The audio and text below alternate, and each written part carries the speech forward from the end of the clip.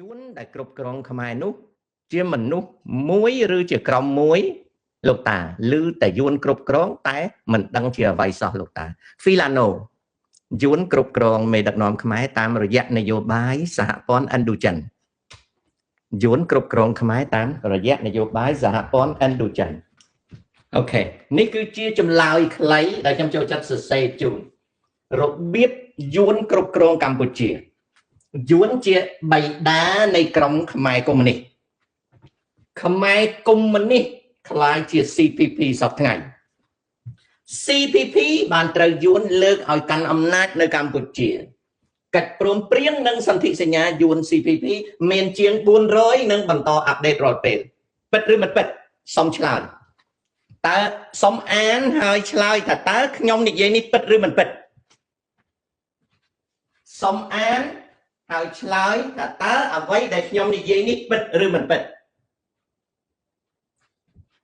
តើអ្វីដែលខ្ញុំនិយាយនេះពិតឬមិនពិត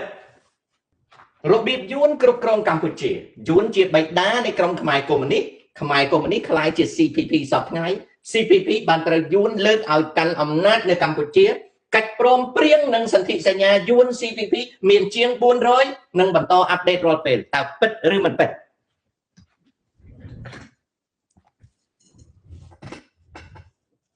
តើពិតឬមិនពិតនេះគឺជារបៀបគ្រប់គ្រងណាអូខេល្អឆ្លើយក្នុងចិត្តបានល្អនេះគឺជារបៀបគ្រប់គ្រងណារបៀបគ្រប់គ្រងនេះគឺជារបៀបគ្រប់គ្រងអូខេនេះគឺជារបៀបគ្រប់គ្រងសន្ធិសញ្ញាមិនមែនរឿងស្អប់រឿងស្រឡាញ់ទេណាមិនមែនរឿងស្អប់រឿងស្រឡាញ់ទេមិនមែនទេរឿងពិត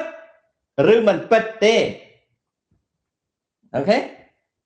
សន្ធិសញ្ញាថ្ងៃ18កុម្ភៈ79សុពលភាពសពថ្ងៃអូខេ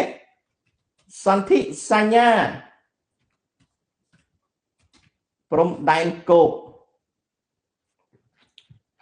អូខេសន្ធិសញ្ញាថ្ងៃ18កុម្ភៈ79សុពលភាពសពថ្ងៃទៅអានមើលសន្ធិសញ្ញាព្រំដែនគោកដែលយើងដឹងគ្រប់គ្នាតែយើងអត់ដឹងថាដីតាណាយួនយកដីតាណាខ្មែរកាន់កាប់ព្រំដែនហ៊ានទៅកវេកវោចាប់ដាក់គុកកិច្ចព្រមព្រៀងដែនទឹកអត់ទាន់មានព្រំដែនទេប៉ុន្តែមានកិច្ចព្រមព្រៀងដែនទឹកពី82យើងដឹងគ្រប់គ្នាសម្ព័ន្ធនយោបាយសេដ្ឋកិច្ចការពារយើងដឹងគ្រប់គ្នាវាមានអីដែលយើងមិនដឹងហ៎គ្រាន់តែវាមិនច្បាស់តែយើងដឹងគ្រប់គ្នាតាអូខេយើងដឹងគ្រប់គ្នាតាគ្រាន់តែវាមិនច្បាស់អញ្ចឹងឆ្លើយប៉ុណ្ណឹងណាកូនណាអូខេឆ្លើយប៉ុណ្ណឹងណា Filano តែប៉ុណ្ណឹងទេកូនណាហេតុអ្វីសម្ដេចពុកចូលចិត្តលោកដៃអាហ្នឹងឪនឹងកូនគាត់យើងមិនដឹងសកលតើធ្វើបែបណាទើបខ្មែរនាំគ្នាធ្វើបន់សាងចំណេះជាងបរិច្ចាគលុយសង់សក្ការៈកាលណាមនុស្សយើងល្ងងយើងធ្វើបន់ខែងងឹតកាលណាមនុស្សយើងមានចំណេះយើងធ្វើបន់ខែភ្លឺឥឡូវខ្ញុំប្រាប់រឿងពិតមួយឆ្នាំ2025ខ្ញុំទៅបន់នៅវត្តខ្ញុំមានលុយតែ20ហើយ40ទេខ្ញុំទៅចូលបន់ខ្ញុំឃើញរោងដែលគេទទួលបច្ច័យចូលបន់ណាខ្ញុំក៏ឈានចូលទៅរោងហ្នឹងហើយខ្ញុំក៏មានលុយប៉ុណ្ណឹងខ្ញុំក៏ចូលបន់អានេះរឿងពិតរបស់ខ្ញុំសារភាពហើយខ្ញុំប្រាប់ត្រង់ខ្ញុំចូលបន់លោកអាចារ្យឲ្យពរខ្ញុំក៏លើកដៃជាគេរវកិច្ចខ្ញុំគ្មានប្រាថ្នាសម្បត្តិមនុស្សសម្បត្តិទេវតាសម្បត្តិព្រះនិព្វានអីទេ$20ឬ$40ហ្នឹងខ្ញុំអត់មានប្រាថ្នាអីច្រើនលើសទេគ្រាន់តែមានចិត្តត្រេកអរនឹងធ្វើបុណ្យខ្ញុំក៏លើកដៃចឹងហើយសូមអរគុណលោកអាចារ្យគាត់ចង់ឲ្យពរខ្ញុំយ៉ាងវែង ខ្ញុំឃើញមនុស្សម្នានៅចិត្តហ្នឹងខ្ញុំចង់ឲ្យបងប្អូនធ្វើបន់ជាមួយទាំងអស់គ្នាហើយក៏ខ្ញុំមិនត្រូវការពោអីវិញហើយយកខ្សែមកចងដៃជាមង្គលឲ្យខ្ញុំវាអត់មានត្រូវការអាហ្នឹងទេ$20ឬ$40វាអត់ចាំបាច់ចំណាយដល់ប៉ុណ្្នឹងទេខ្ញុំសប្បាយចិត្តពេញចិត្តហើយដែលបានទៅចូលបន់នោះដល់បានទេ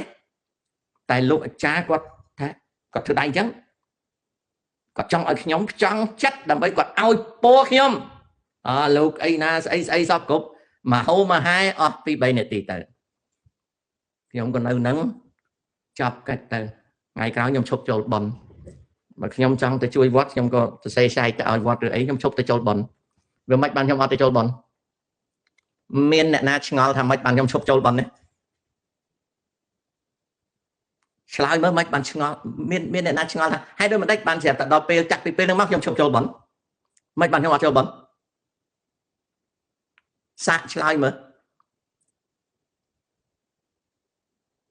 មិនខ្មាស់គេទេមិនចាំបាច់ទេខ្ញុំអត់មានត្រូវការសម្បត្តិមនុស្សសម្បត្តិទេវតាសម្បត្តិព្រះនិព្វានអីទេ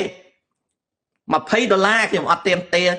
$40ខ្ញុំអត់មានទៀមទេអីទេលោកអើយលោកខ្ញុំពេញចិត្តវត្តខ្ញុំបន់ទៀនខ្ញុំចូលបន់ណាស្ដាប់បានទេខ្ញុំនឹងវាឈួតអញ្ចឹងខ្ញុំមិនមែនមនុស្សល្អជាទេខ្ញុំជាមនុស្សឈួតអញ្ចឹងខ្ញុំឈួតទេស្ដាប់អត់តនេះខ្ញុំឈួតទេខ្ញុំឈួតតែអញ្ចឹងខ្ញុំឈួតតែអញ្ចឹងឯងខ្ញុំអត់មានទេទី1ម៉ែឪខ្ញុំបដៅមកភ្ជុំភ្ជរបនទៀនឲ្យទៅធ្វើសង្ឃទានទៅធ្វើបន់ប្រពៃណីនៅនឹងវត្តណាដែលក្រីក្រតោកយ៉ាឬនៅឆ្ងាយពីជនបទណាឲ្យត្រូវការឲ្យទៅធ្វើបន់ទាននៅវត្តណាដែលក្រីក្រតោកយ៉ាឆ្ងាយពីជនបទដែលមិនសូវមានអ្នកទៅដល់នោះភិក្ខុសាមណេរឆ្កែវត្តខ្វះបាយខ្វះទឹកឲ្យទៅធ្វើបន់ម៉ែខ្ញុំគាត់ប្រាប់អញ្ចឹងហើយខ្ញុំស្ដាប់តាមម៉ែខ្ញុំនេះខ្ញុំវាឈួតអញ្ចឹងខ្ញុំស្ដាប់តាមម៉ែខ្ញុំក្បាលខ្ញុំនឹងស្ដាប់តាមម៉ែខ្ញុំអញ្ចឹងបើមានលុយហើយកឋិនរើសវត្តណាដែលក្រជាងគេហើយទៅវត្តហ្នឹងបើហើយកឋិនផ្កាក៏ធ្វើអញ្ចឹងដែរ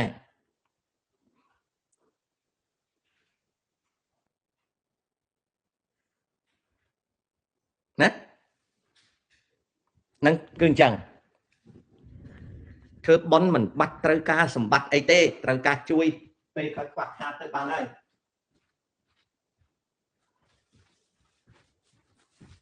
បាទសូមទោសបងប្អូនខ្ញុំស្ទុះចាញ់ទៅមិញហ្នឹងឮសូរកូនឆ្កែវាក្អួតឮសូរកូនឆ្កែក្អួតបន្តិចហ្នឹងខ្ញុំទៅកើបហើយសូមអីតែខ្ញុំធ្វើ show ហ្នឹងណាកូនឆ្កែខ្ញុំវានេះក្អួតហ្នឹងចង់បញ្ញាប់ទៅមើលវាខ្លាចវាឈឺអីចឹងណាស្រឡាញ់ដូចមនុស្សស្រឡាញ់កូនឆ្កែដូចមនុស្សវាជាចំណែកនៃគ្រួសាររបស់សត្វមនុស្សឬសូអូតិចហ្នឹងទៅមើលអាណាក្អួតអីទៅដល់ឃើញក្អួតម្ដុំហ្នឹងក៏យកកណាត់ជូតហើយវាងដៃមកវិញបានស្ទុះវឹងទៅនោះណាអញ្ចឹងរឿងប៉ុនហ្នឹងម៉ែខ្ញុំក៏ថាឲ្យធ្វើប៉ុនវត្តណាដែលក្រម្ដាយខ្ញុំក៏ថាធ្វើប៉ុនកុំឲ្យរើសលោកមិនចេះសូត្រធម៌ក៏ដោយឲ្យតែលោកសម្រួមធ្វើប៉ុននឹងលោកទៅព្រោះលោកធ្វើម៉េចលោកកើតមកកូនអ្នកក្រលោកល្ងងលោកអត់បានទៅសាលាលោកសូត្រធម៌មិនចប់តែបើលោកណាប្រោកប្រាជ្ញច្រើនណាបើលោកណាប្រោកប្រាជ្ញច្រើនមិនខ្វះញាតិញោមទៅទេណាបើលោកណាកូនអ្នកស្រុកណាហើយអត់សូវចេះនិយាយចេះស្ដីហើយល្ងងទៀតធ្វើបន់លោកទៅកូនអើយលោកអត់មានអីឆាន់ទេម៉ែគាត់ប្រាប់អញ្ចឹងគាត់ថាចាត់ទុកថាវត្តហ្នឹងគឺជាកន្លែងដែលយើងទៅធ្វើទានសង្ឃទានក៏ទានយាយទានក៏ទានតាទានក៏ទានឆ្កែទានក៏ទានឆ្មាទានក៏ទាន mà tới vót na mơ khơi lục xong coi tam vót bằng út vô chương vì đám khmer tu sáp ấy nè rứa có lại từ cặp play lên sầm ram nâng vót ọt miên để na bao sát nè đám chơi đám play cắt mấy cắt ấy của khmer để na rứa có khmer để na chua chua cắt về here tục áo nhặt miên cái thơ tới bòn nâng cô nữ từ thơ bòn câu vót na để khmer về tận nè được không cô ta mai không gặp năm chăng đó là bốc nhóm có bố con chăng đấy còn ở đài cung nơi vọt na đài sầm bố chẳng hạn vang chôn thu thia lan một tô châu tê ở bốc nhóm có từ cung vọt sốc trong các món nhộn sai hay miền cọt ấy miền bầu trần tới ở tê cọt xong từ tôm hay xong tại đây anh tiết pe vì mà ca ấy nhóm từ vọt chui lưng thuốc lưng tiền chui đâm mà tết đâm ấy bằng chẳng tới nhóm về về chẳng thứ mấy lâu nữa ông chẳng lúc cha oi po ai veng lại hậu hai tay lột bích vì ông lê tham về thưa nhóm sai nhóm không mắc kế nhóm ruột đấy vìពួកខ្ញុំអត់មានត្រូវការអញ្ចឹងទេខ្ញុំអត់ត្រូវការអញ្ចឹងទេបងប្អូនơiខ្ញុំអត់ត្រូវការអញ្ចឹងទេហើយខ្ញុំពេញចិត្តណាស់នៅអាមេរិកមានអ្នកខ្លះគេឲ្យគេបរិច្ចាគលុយកាក់ឲ្យទៅសាលាគេប្រាប់ឲ្យស្រេចមេធាវីគេណាគេប្រាប់ឲ្យស្រេចនៅពេលដែលគេបរិច្ចាគលុយទៅសាលារៀនទៅមន្ទីរពេទ្យទៅអីអ្នកដែលគេបរិច្ចាគគេប្រាប់ឲ្យស្រេចថាមេធាវីគេទៅបរិច្ចាគលុយហ្នឹងប៉ុណ្ណេះលានរីឯម្ចាស់ទៀនអត់ចាញ់ឈ្មោះទេអត់ចាញ់ឈ្មោះទេនៅអាមេរិកមានសប្បុរសជនមួយចំនួនដែលបរិច្ចាគលុយរហូតដល់$500 លានដែលអត់មានឈ្មោះទេ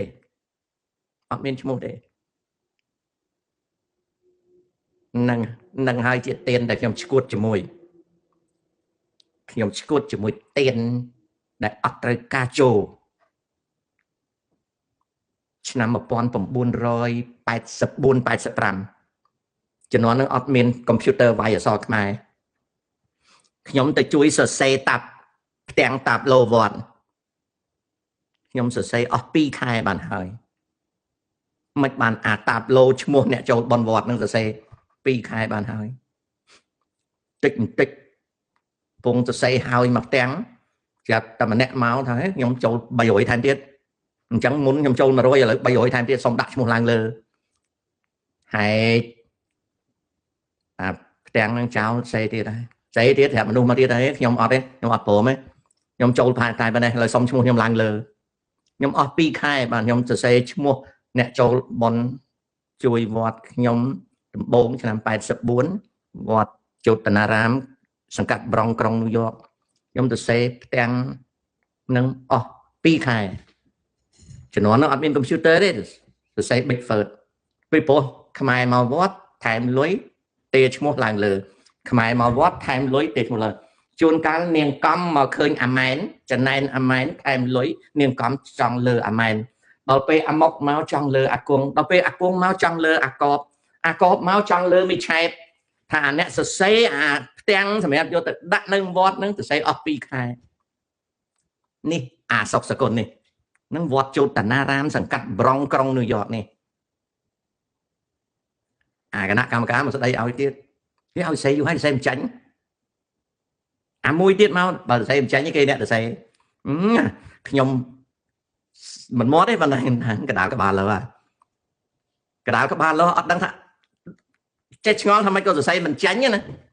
ឈ្មោះតែ200-300នាក់ហ្នឹងណាសរសេរមិនចាញ់នេះហើយ